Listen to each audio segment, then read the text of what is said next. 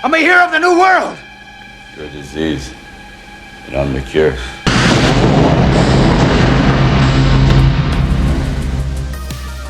Back in 1986, Sylvester Stallone starred in Cobra, an action movie that plays like a slasher flick. Kinda. Stallone plays Cobra, a cop with a match for a toothpick, a pair of sunglasses, and more one-liners than bullets. And while Cobra is remembered for its over-the-top 80s style, the real menace of the film comes from its villain, a knife-obsessed cult leader known as the Night Slasher. Now here's the fun part. The Night Slasher is played by Brian Thompson, who you've probably seen in a dozen other things whether you realize it or not. Around here, he's practically the unofficial mascot of the channel, popping up in my X-Files videos, my Buffy the Vampire Slayer retrospective, even my Miracle Mile breakdown. And wouldn't you know it, this week, August 28th, just happens to be his birthday. So what better excuse to celebrate Brian Thompson by diving into Cobra, a movie that proves the only thing scarier than an axe-wielding cult is Stallone's ego. Cobra begins with Stallone giving some brief crime stats, which honestly just feels like modern-day Canada. An armed robbery every 65 seconds. Oh good, it's the meeting of the axe clangers. At least they're a diverse group, what with police and businessmen. You know, it's rare they use red for day for night. It's apparently Christmas time, but I don't know much about California. Do they really need heavy winter coats? Well, this guy seems to, but there's something awfully sketchy about him.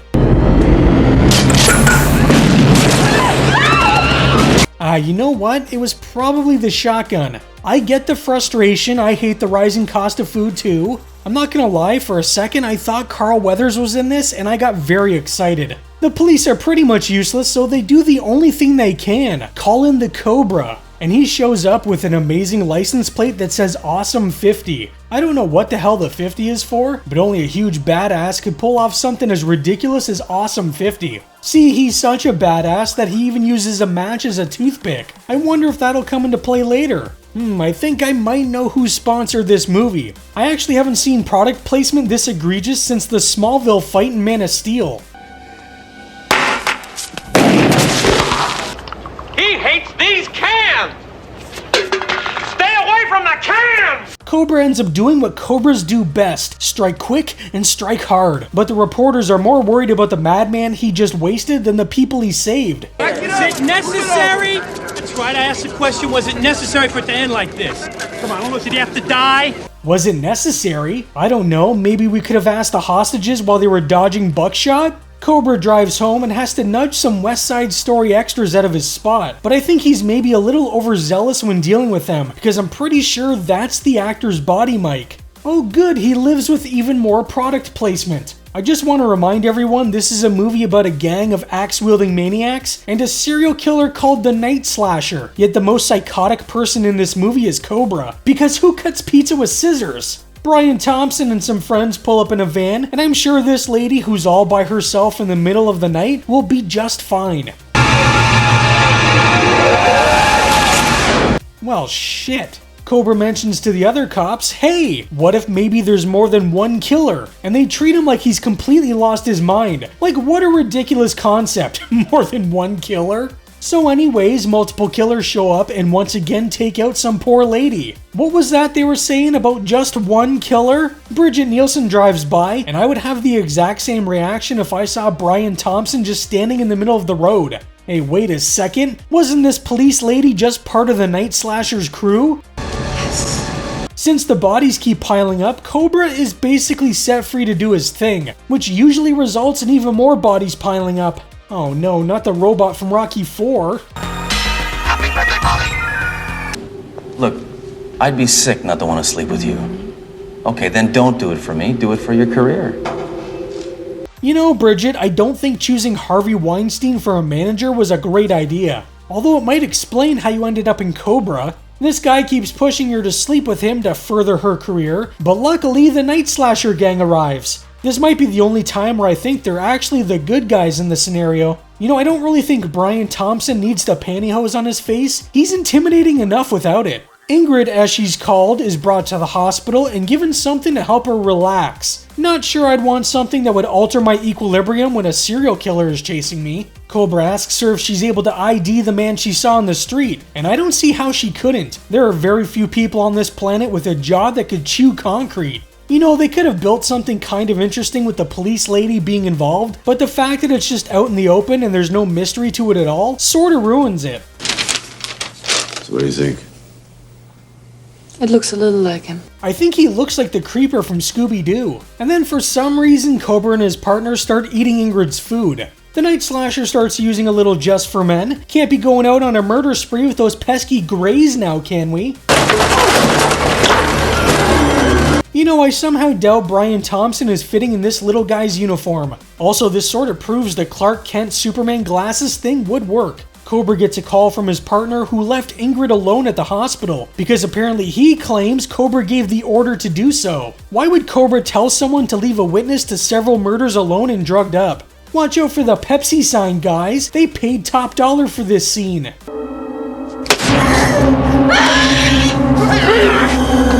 Was Brian Thompson hiding under a hospital bed? How the hell did he fit under there? The movie really does go full slasher here. You've got Ingrid being stalked through a dark hospital by a hulking guy with a knife, slicked back hair, and a janitor outfit? At this point, Cobra basically becomes Halloween 2. Brian Thompson is just Michael Myers, if Michael had a sturdier jawline, that is. Cobra tells the chief he thinks someone is working on the inside, which would be really great if they hadn't shown us 15 times by this point.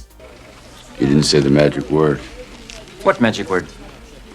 Please. Some of Stallone's line deliveries, I can't tell if he's drunk or just sleepwalking his way through them. Cobra and his partner are bringing Ingrid to a safe house until they can catch the night slasher, but a new cop has been assigned to the case. Oh, come on. Even worse, her name is Officer Stock. What, as in stalker or stalking? Why not call her Officer Stabby or Officer Shank while we're at it? They attempt to bring Ingrid to the safe house, but Cobra's partner is quickly taken out and now there's a full-on car chase and shootout, complete with hot dog stand caught in the middle. We just need two guys carrying a pane of glass and it would be perfect.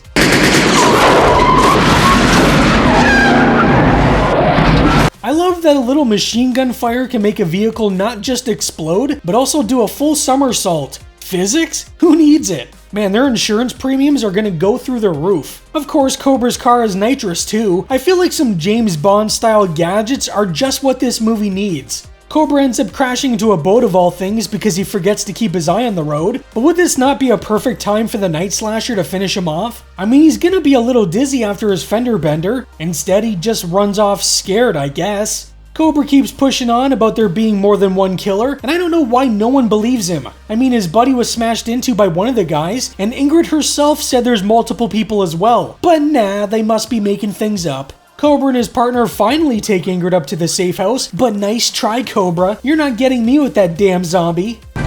We put him away, they let him out. Makes me sick. Oh, okay, so absolutely nothing has changed since 1986. Good to know. Coca-Cola? I thought this was a Pepsi movie. Your entree is ready. It's for a large family.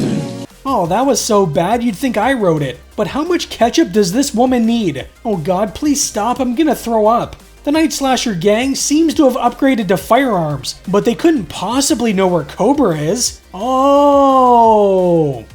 Why didn't you use the phone in your room? It's out of order. That's a great question, Cobra. I feel like maybe more questions need to be asked considering you know someone is working from the inside. And now Officer Stock, you know the new officer that was just assigned to you, is making strange calls in the middle of the night? Since when do police issue grenades and machine guns? Ingrid's like, I can't sleep, you should lay in bed with me. Meanwhile, the Night Slasher could be literally anywhere. But who cares? Cobra's got bigger fish to fry, in the sheets. Morning rolls around and I don't think Ingrid's jeans are high enough. Those need to be right below the rib cage. Surprise, surprise, Officer Stock has gone missing. But then she's just right out front blowing her entire cover. You know, for a group of serial killers, they are pretty easily dispatched. Cobra's partner gets shot and he barely reacts. He just gets in a truck and takes off with Ingrid. Can anyone explain why the road keeps going from wet to dry as well? Man, these psychotic murderers sure are persistent. They wind up in a foundry, and this poor security guard who was just minding his own business gets wasted by Stock. He didn't even do anything, he just happened to be there. You know, Stock looks like they just gave someone's aunt a shotgun and told her to make mean faces. Generally, I find it's easier to throw a grenade than try to shoot one. Would that even work? Ah yes, every foundry just has open drums of gasoline hanging around. You have the right to remain silent. You know, I actually completely forgot about the match. Officer Stock gets taken out by Cobra, and now the Night Slasher is all that's left. Whoa, watch out for that massive hook, Night Slasher. You don't want to get impaled by that thing. You won't shoot. Murder is against the law. I am the law! Ah yes, the old moral quandary. Cobra kills dozens of men without blinking, but shoot the main villain and suddenly it's a legal issue. Makes total sense. Stupid Stock jumps Cobra before he can shoot, but she ends up getting killed by the Night Slasher anyways, so that was pointless. Now it's mano a mano, except the Night Slasher is still holding onto his shotgun even though it's empty. That feels like a hindrance more than anything. I don't know what Cobra thinks he's doing punching this man. We all know the only way to stop him is with a sharp instrument to the back of the neck. Or a sharp instrument to his spinal column. I told him to watch for the giant hook. I don't know why, but this feels very Terminator 2. Cobra then steals one of the Night Slasher gang's bikes, and the movie finishes with the jauntiest tune that I don't really think fits the mood of what just went down.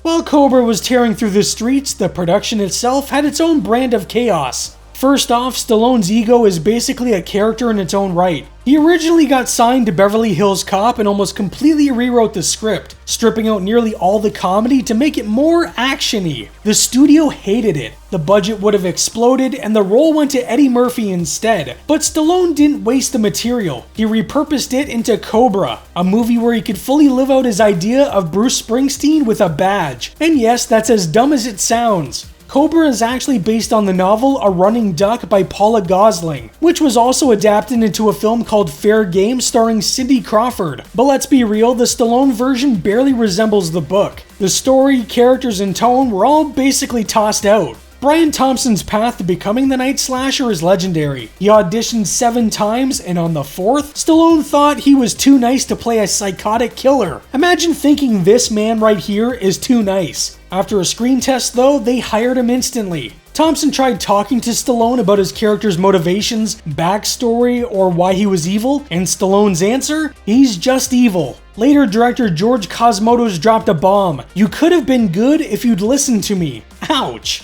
And fun fact, the Night Slasher was originally called Abaddon, maybe after the Angel of the Abyss from the Bible, slightly fancier than the Night Slasher, but still terrifying. The supporting cast and extras weren't allowed to talk to Stallone on set, probably a sanity thing. At one point, cinematographer Rick Waite called him out for fooling around with Nielsen instead of focusing on shooting. Stallone cleaned up for a while. Weeks later, he was back to full Stallone ego mode. During one of Brian Thompson's biggest monologues, Stallone didn't even show up. He was watching basketball instead. So yeah, the big moment for the villain, Stallone couldn't be bothered. And while we're riffing on ego, Stallone was coming off massive hits. First Blood Part 2, Rocky 4, maybe Rhinestone? Budweiser, you created a monster, and they call him Frankenstein.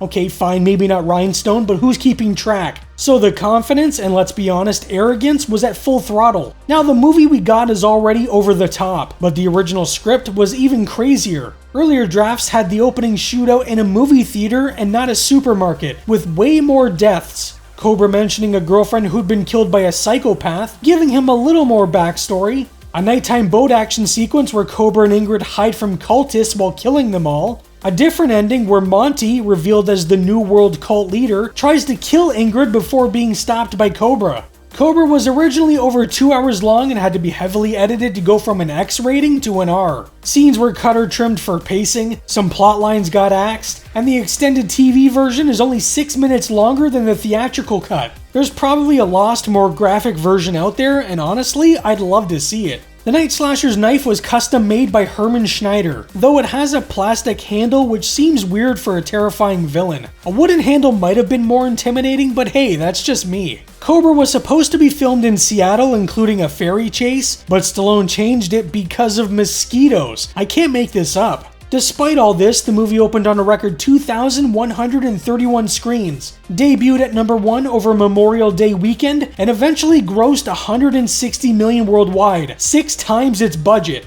Critics annihilated it though, comparing it unfavorably to Rocky IV and Rambo 2. Cobra is a brand new film with brand new characters. It's not a sequel and it's not riding coattails. It's just Stallone being Stallone. And yes, the film spawned a video game. As vigilante cop Marion Cobretti of the Zombie Squad, your task is to rescue her from an army of psychotic killers and from the evil clutches of the Night Slasher. Almost had a sequel that went absolutely nowhere, and a TV series that never materialized. But the legacy lives on, mostly thanks to Brian Thompson's terrifying jawline, Stallone's ego, and a movie that somehow mixes slasher horror, over-the-top action, and Stallone's very particular idea of cool. Cobra is a fun ride through 80s absurdity. Honestly, this is the kind of movie I enjoy the most. It's not trying to be anything it's not. It's just dumb, violent, and sleazy. Honestly, I'm surprised there isn't more nudity, considering the era and the type of movie it is. You mostly just get Bridget Nielsen in some skimpy clothing during a quick 80s montage, and a nude corpse at the morgue. I guess they didn't want to go full slasher movie in that regard. You know, I've been calling this somewhat of an 80s slasher, and it really does have that vibe at times. The hospital scene is a standout for sure. One thing that disappointed me a bit is that Brian Thompson isn't the only killer in the film. I get why, I mean they needed cannon fodder for Stallone to shoot, but I would have loved a straight up 80s slasher. Stallone tracking down the killer before the next victim falls, that would have made the movie darker, more horror leaning, but potentially awesome. Now that I think about it, it still sort of has that slasher energy. Except Stallone is basically the real killer, mowing down like 50 guys across the film. And yes, they're technically bad guys, but still, have you seen the body count? That has to count for something. I'm just happy Brian Thompson got to play a violent psychopath, which is such a departure from his usual stuff. It's a shame Stallone sort of sabotaged his role by basically telling him just to be evil, but Brian Thompson still gives it his all. Even campy, he's a joy as a deranged serial killer. And sure, there's a lot of axe clanging, but very little actual axe swinging outside of 1 or 2 scenes. Maybe it was more of a metaphorical axe clanging gang. All in all, Cobra is a fun 80s action thriller with a touch of slasher flavor, making it a perfect 80-minute diversion from the hellscape we're all currently living in. Now, this will not be the last time we see Brian Thompson on this channel, because he'll pop up in the X-Files a few more times, but there's also the new Mortal Kombat movie coming out, so I think we all know what that means. But what do you think about Cobra? Let me know down below. Anyways, that's all for today. I hope you're having a great day and stay spooky!